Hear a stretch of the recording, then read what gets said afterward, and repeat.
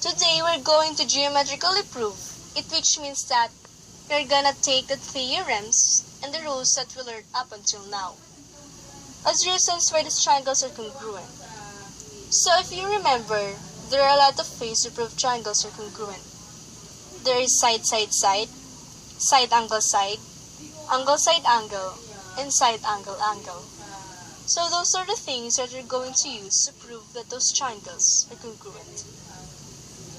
So we're going to start in the given statement. Given that T is the midpoint of line AC and line AB is congruent to line BC. So first we're going to do is take the information they give us. So we know that line AB is congruent to line BC, and that is going to be our first step.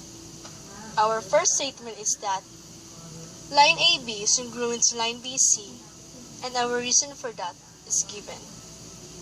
The next thing we are told is that D is the midpoint of line AC. So first we're going to say that D is the midpoint of line AC.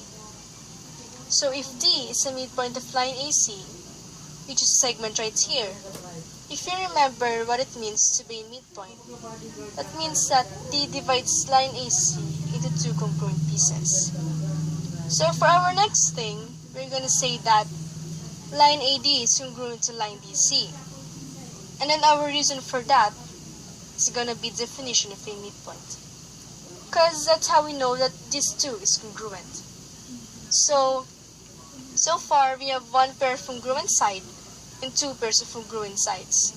So most likely we're going to be doing side, side, side proof. If you notice, they share this side right here. Line BD, well, we have this little theorem that says line BD is congruent to line BD. Because it's the same line, so it has had to have the same measure as itself. And our reason for that is called the reflexive property. Because line BD has equal length of line BD. So now, you have three pairs of congruent sides.